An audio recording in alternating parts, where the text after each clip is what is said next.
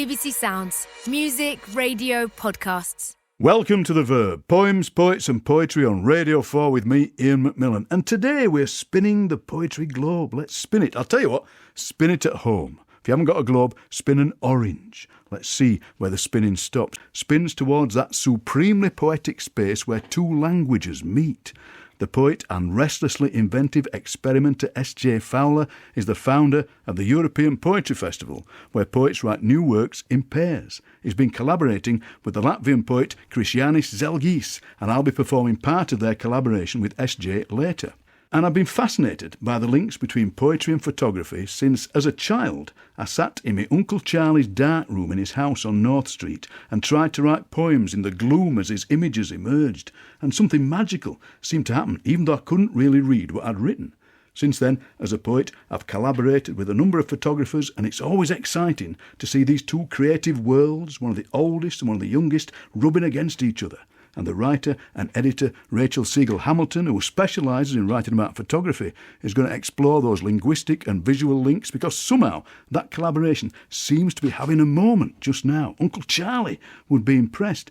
So Rachel, when you're writing about a photograph, is it a kind of translation, using language to describe something visual? Well, it's really interesting you should use that word, because I actually studied languages at university, so I really like that as a way of understanding the movement between these two media. And yeah, I think that's really, really true. I think that there's a kind of two different systems for understanding the world, visible and verbal, and you're trying to move between the two. But like languages, they're both a kind of mapping that doesn't quite fit onto each other. So there's always a slippage between. There are words that don't translate exactly. There are images that don't, work out exactly in words, and you're trying to kind of work with those gaps in between and find ways to kind of work around them. These places somehow becoming a kind of confluence. And SJ, you've led poetry and photography courses. I always think that for a true partnership, a photograph can't be an illustration of a poem, and a poem can't just be the caption for a photograph. They have to meet in a third space, don't they? That's exactly right. I think the key term for me was synchronicity, trying to combine the deliberate and difficult abstraction of the two mediums, exactly as Rachel said. They are so different. All my teaching was shaped around the idea of very simple terminologies, a couple of which, for example, were with, a photo and a poem that are completely separate, upon, where you lay text upon the photographic image, in, where you take a photo of some text, so that takes in documentation, conceptual poetry and stuff, and by leading people just with method, it allowed them to make their own decisions with content, what they're taking photos of and what they're writing, and that really Trojan horsed them into doing things that were abstract and not just illustrations, I found. That is such a good way of doing it. So you've chosen two images and they're accompanying poems for us to discuss on The Verb. Tell us about the first image. It's from a new book, A Difficulty is a Light, by American photographer and poet Rebecca Norris Webb. And she turned to photography after she suffered writer's block as a poet and hoped that photography would get it going again. And instead, as she writes, the photography took over. But the new book features both her poems and her photographs. So could you please describe the image for us, and then we'll talk about it. Yeah, so this is a reproduction of a Polaroid. It's got quite a 1970s feel. Probably the clothes indicate that. There's a young man in the centre of the frame. He's wearing what looks like brown flares and a yellowish kind of fitted T-shirt. And he's got long hair, and he's holding his jacket wide open. You can't see his arms. You just see the jacket itself kind of forming two triangles around him. He's standing outside. There's a sort of light blue sky, picnic bench behind him, and trees dotted around. Forrest, could you read the tiny poem that accompanies this picture? Sure, I'd love to. Over and over I rework a faded Polaroid. It's early spring. Your coat flung open like wings. I find it, I've got to tell you, so interesting that we have three spaces here. We've got the photograph, we've got the poem, and then we've got your description of the photograph, where you are telling the people who haven't got the photograph in front of them what the photograph looks like, and these things all exist in different spaces. So why do you think the poem and the photograph work so well together there, Rachel? I think it's really interesting to look at this photograph in the context of the book, because it's very different from all her other images in the book, which are much lusher in colour. And this is a kind of muted tone. This is almost like an Instagram filter. But this speaks to our everyday use of photography, which is often to look at the past and to connect with loved ones.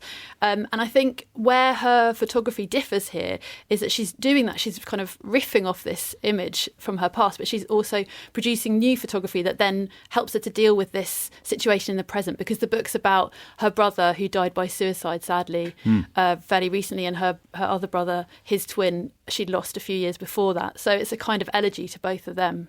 And that's why the words and the image go so well together. SJ, does that pairing of poem and photograph work well for you? The best thing to avoid in a photo poem is just descriptive text, because it looks like a label more than an actual poem with a photo. Yeah. But in this case, the centre alignment, the 3 lines, a triptych, and the fact that it is so much about the composition of the photo, with his coat being a kind of downward triangle, as it were, makes it really emotive and really powerful. A theme that's emerging, like I said in this programme, is collaboration. And S.J. Fowler is a fine example of a collaborator, because he's collaborated across art forms, languages. He's the director of the European Poetry Festival, and the founding principle of this festival is that poets are brought together to collaborate. So, S.J., how do you decide, to start with, how you pair the poets up? Often it's just practical limitations, to be honest. With the poets who are coming over from certain countries, I try to find poets who are based in the UK, who I think will get on with them as people. So I always tend to actually pair people based on a feeling or a vibe. Right. And I tend to do that by only inviting people who are super keen to do the festival. So there's kind of an intrinsic Venn diagram of the people that I invite, which are people who are really talented, people who are really up for something that's dynamic and experimental and performative, and then people who are really nice. And that last one is a really big factor in collaboration. It's got to be. Yes, collaboration. You've got to be nice to each other. You've got to be nice. And perhaps a slightly more philosophical level, collaboration works really well when people aren't defending what their method or their mode or their practice is. When they go into collaboration. And sometimes I will admit fully I trick people and suggest, this is subsidiary from your normal practice. Of course your poems in your book are the best thing you've ever written. And then I put them on and they just wing it, and they've written it on the day, and it's the best thing, in my opinion, they've ever written. It is a Trojan horse experiment, the whole thing, to get people to do innovative poetry without being combative or opposing them, removing all the intimidation away from the avant-garde. That's so good. That's so good, SJ, because the avant-garde, as we know, people can be intimidated by it, and they shouldn't be. They shouldn't be at all. So when the poet comes across from another country and comes to the UK and you're working with them, the poems are done in English, is that right, usually? They get to choose. All right. So multilingual poems are fully part of the festival. I never curate content. It's a non-determinate curatorial practice. Wow. I offer time. Yes. So you have 10 minutes, you have 7 minutes, you can do what you like. And I only mediate.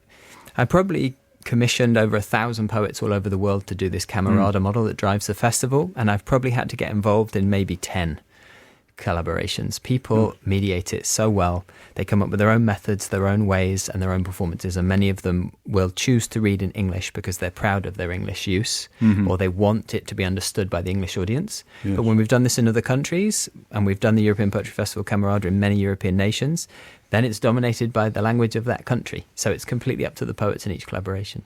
And you've collaborated a number of times, haven't you, with the Latvian poet Krišjānis Zeļģis, and we're going to hear the poem that you wrote with him last year called Levels of Care. And I just wondered how you approached writing the poem together. What was the method? Well, the first time we worked together, Krišjānis and I, he had never really performed. He was a page poet, a literary poet from Latvia. And essentially our methodology has evolved over the years that we've worked together and as we've become friends. That's the other Trojan horse idea of collaboration, is that poets that are visiting the UK, I wanted to introduce them to poets they actually become mates with. Yeah. So they don't have an anonymous experience reading in the UK. And Krišjānis and I became so close that we have just such a regular and relaxed methodology that we can just exchange audio messages around performative ideas, and the text just falls together in the last few days. So I can't really remember the specifics, and that to me is a sign of a really excellent process. And it works even though you're not in the same physical space sometimes, because I like both ideas. I like the idea of you collaborate with somebody who's not there and you collaborate with somebody who is there. And with this one, you're not in the same space when you're making the piece. One of the wonderful things about the performative elements that we've driven into our collaborations and performances is that a lot of it has to happen in front of people. Yeah. So in this case, thing that we can't recreate, not only for radio but for other reasons. We were doing almost human sculptures where he was sat on my shoulders, or I was baby carrying him, or he grabbed my legs and was swinging me around while we were reading. And therefore we could rehearse the general movements, but a huge element of what we're doing, which is a huge part of my work, is pure improvisation. And if you do that, then you've got to be in the room. Where if you're exchanging emails and you're building a text, obviously you're doing that removed and you don't need to be together. So I think it depends on the work. And you can see the videos of that on YouTube, can't you? And it is a spectacular looking thing, it really is. And I frankly, nervous that I would have to lie on top of you, SJ, and that we'd have to lift each other up bodily, but apparently we don't have to for health and safety reasons. I was promised that, to be honest. The only reason I agreed to be on the Verb today is because I was told Ian McMillan would lie on top of me, but it didn't happen in the end, so I'm quite sad. That normally brings the guests in, I've got to tell you. I did offer also to lift you up on my shoulders and walk around and parade you because, you are the bold. I'm stepping into Krišjānis' shoes, so let's do levels of care together. So I'll begin, and then you'll take it from there. Is that right? I'll begin in the bold. I'm the bold, you're the italic. Let's try it. Secretly, I laugh at how complicated we can be. Humans are barely fine on a good day, and that's all right, I guess. I've seen my own face in the morning. I don't have to be gentle to care. Publicly, I pinch my own leg, and behind a camera, filming you, sigh and say, other people aren't. Why do we have to be in such an awkward position? I am the first 3 letters of the word diet. I work. I care for a genetically altered flat strawberry. I have a made a potato. I am love even when tired. I am made from scratch. I cover additional ingredients. You don't notice what you put into your mouth. I offer free massages, but they come with a price. You are a cobra, and you smell like it too. Heavy as a book can be, in the middle I carry your brackish sleep pattern, crumbled like forgotten scone that still holds the shape, but inside is inside, hidden and chaotic. Sometimes being together is lonely enough. Sometimes being next to is close enough. Logistics are the key to happiness. An organised main is an organised mind. I keep my toenail clipping. I have 3 teeth, now 5. I am the Duke of Wellington when he was a baby. Stern, needy, preparing for a life of history-altering discipline. I eat lipstick. I am a close-run thing. I am fed at 4 a.m. and love a good grape. I can levitate, feet clear of the ground.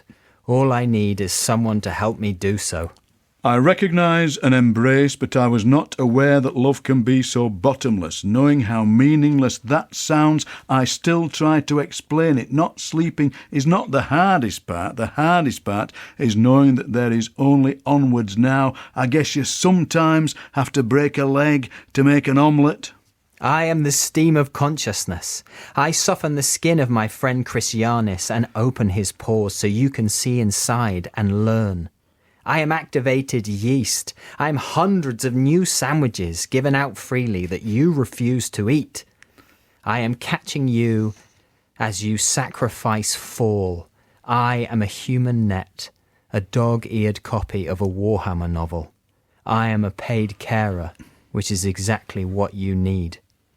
Who will come from the crowd to massage my feet? Once I show you, you remember, you notice, you repeat in your own way, in your own words. That adds weight to my action, but I enjoy the new heaviness as if learning to walk again, each step knee-deep into new territories, and lately everything consists only of those.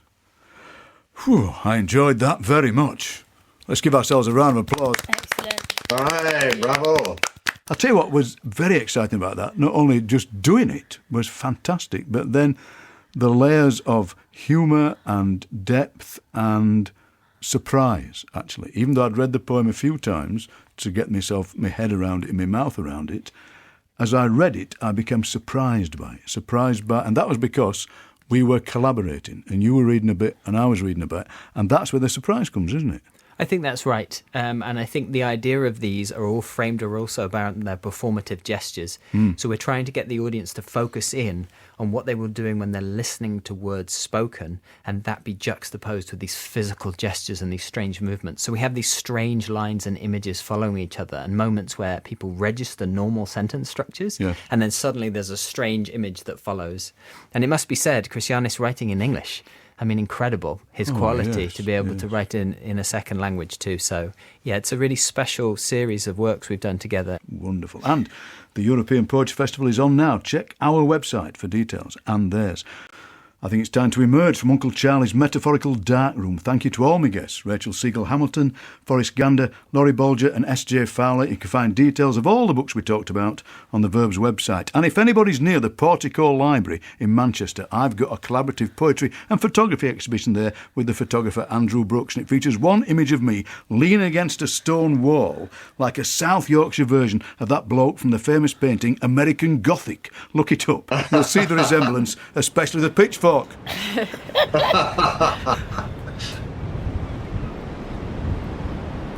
This is the last Verb in the current series, and we'll see you again in September. So have a good summer, and if you see me on a beach writing a sonnet in the sand with a lollipop stick, just come across and offer me a few rhymes. You know the kind of rhymes, don't you?